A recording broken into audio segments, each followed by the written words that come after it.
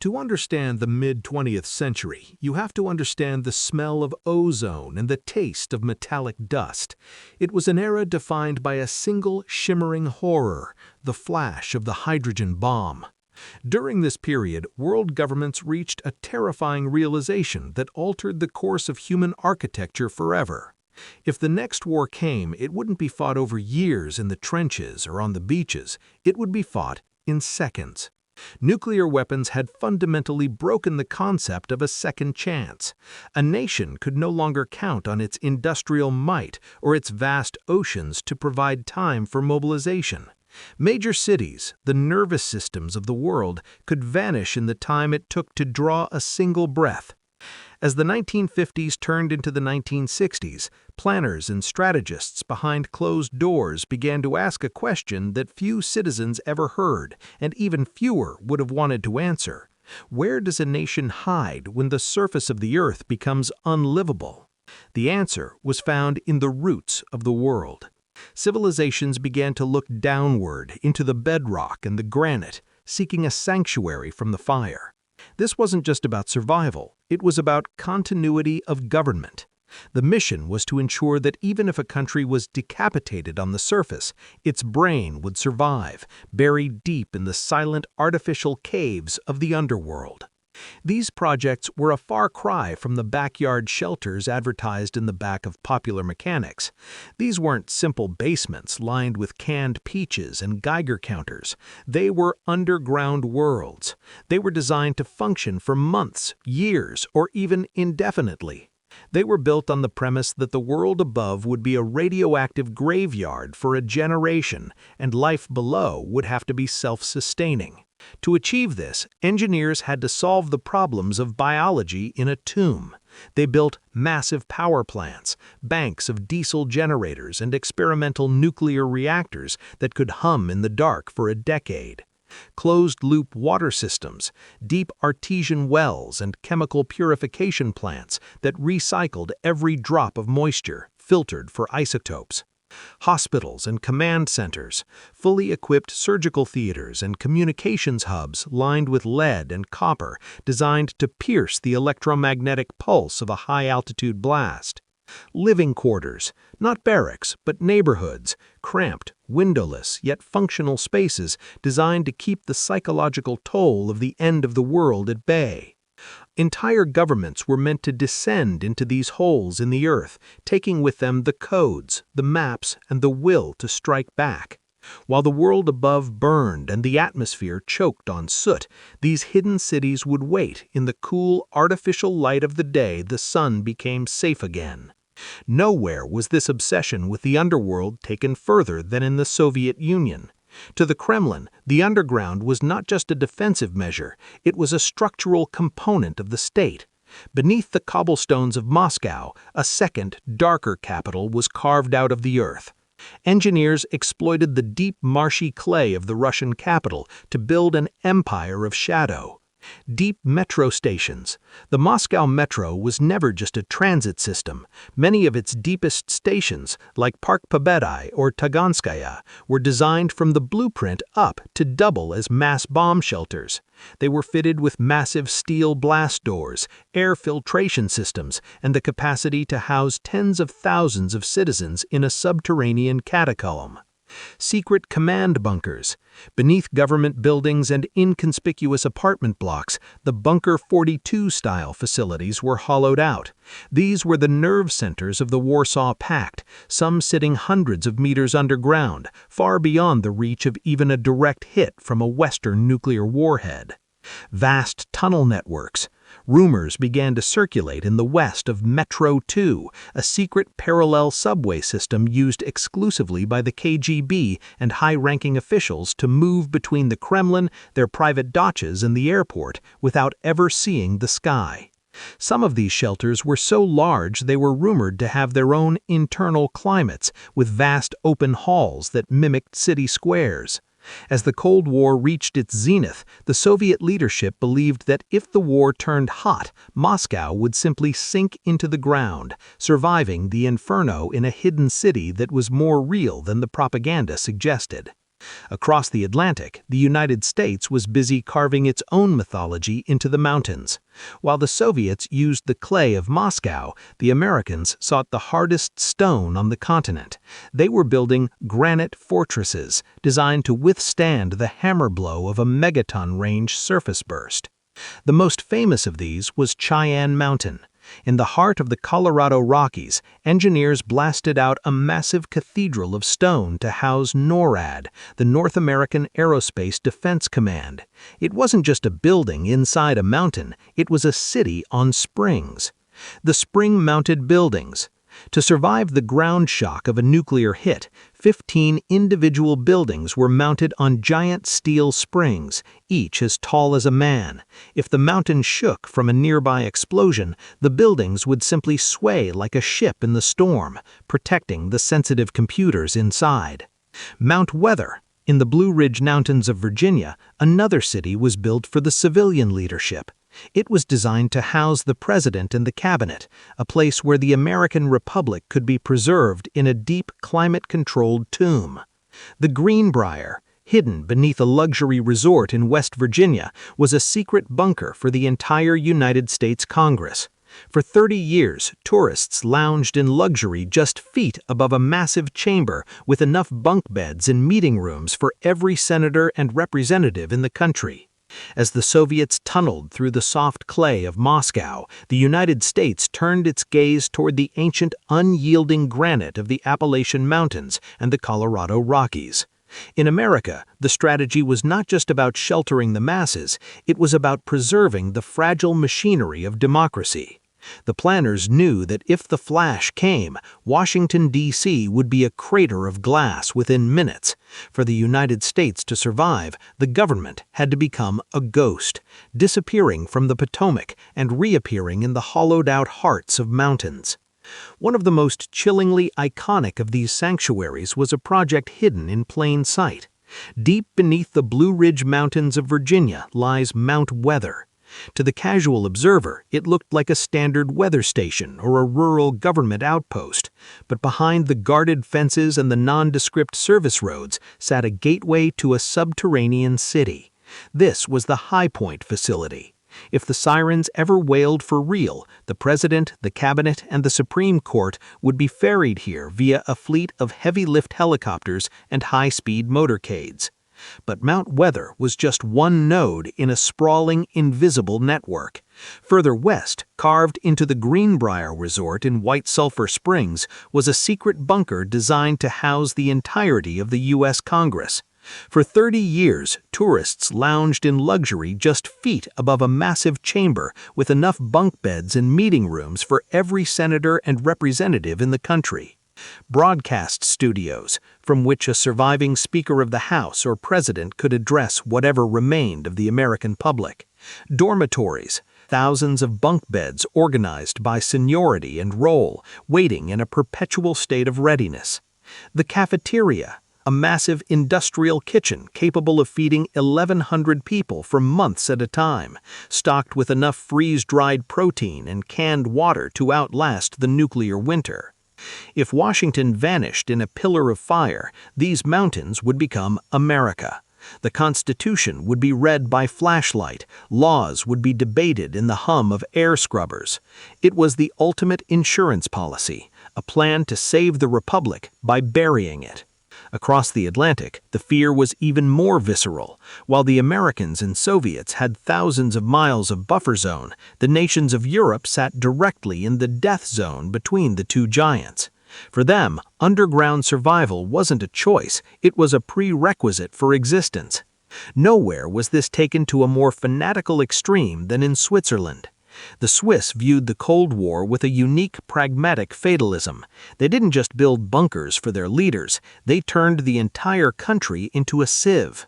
By the 1960s, Swiss law mandated that every new residential building must have a nuclear shelter capable of withstanding a nearby blast.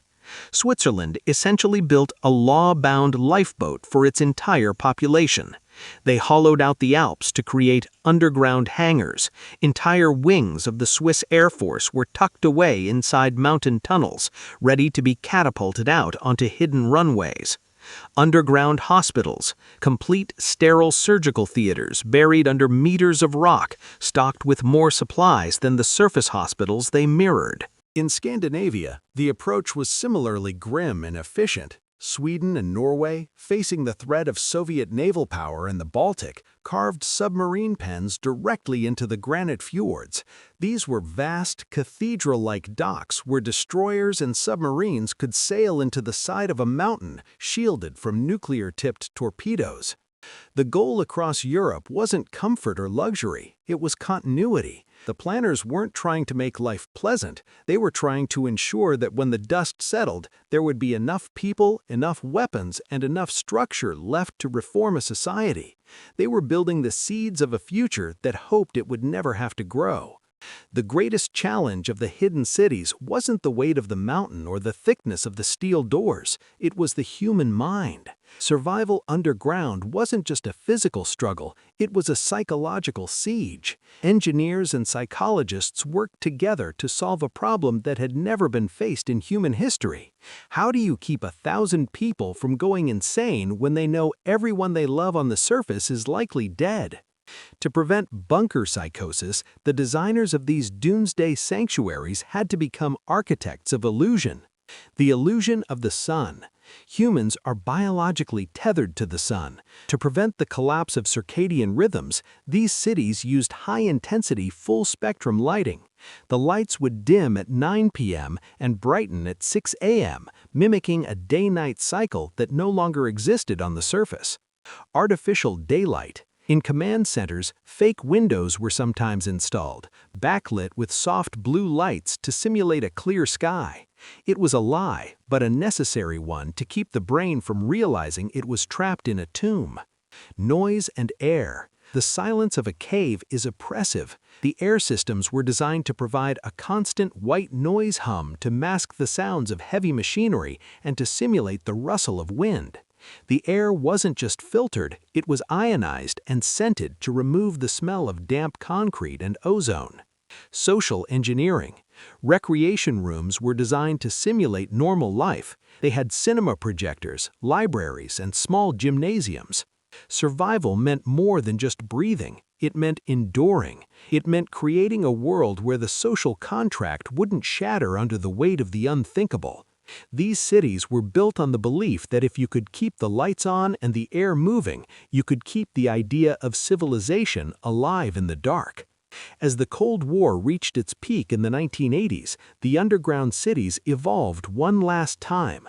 It wasn't enough to just hide, the leadership had to be able to move. This led to the creation of some of the most secret transit systems in history.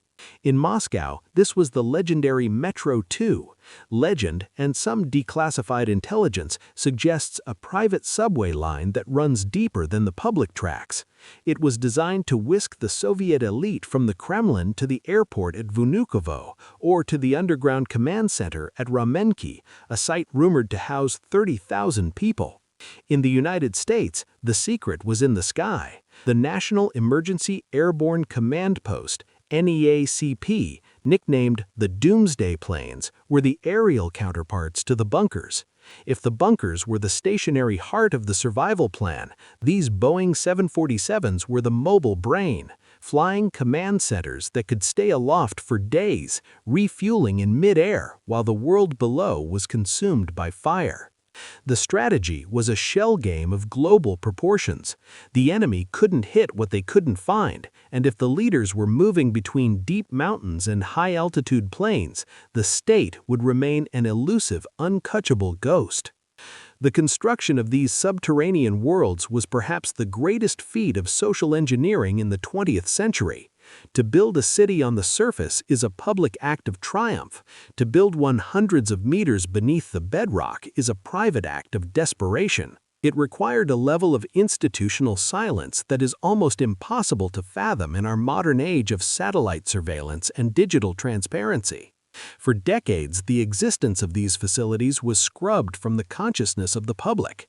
The altered maps. Cartographers in both the East and the West were ordered to engage in a form of geographic gaslighting.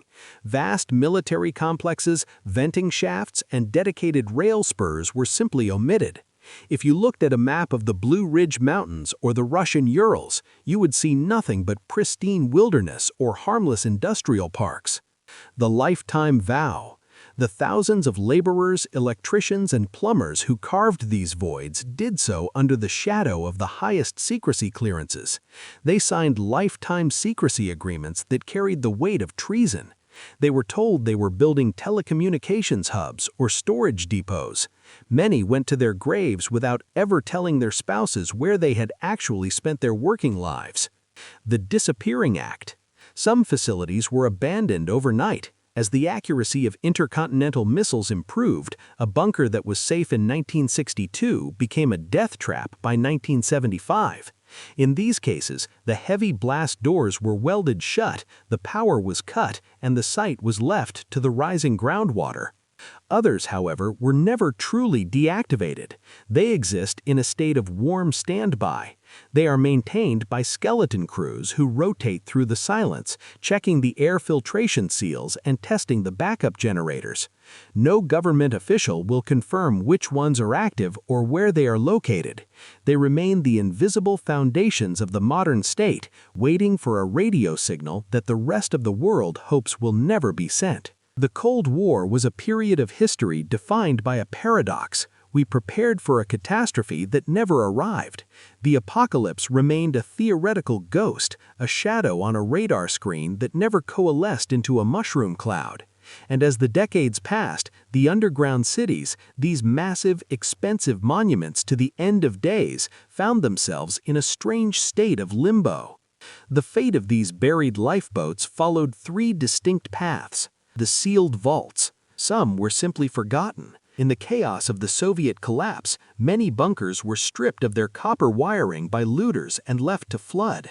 They became flooded catacombs, home only to rusted consoles and the echoes of a lost empire. The repurposed shells. Others found new lives in the civilian world.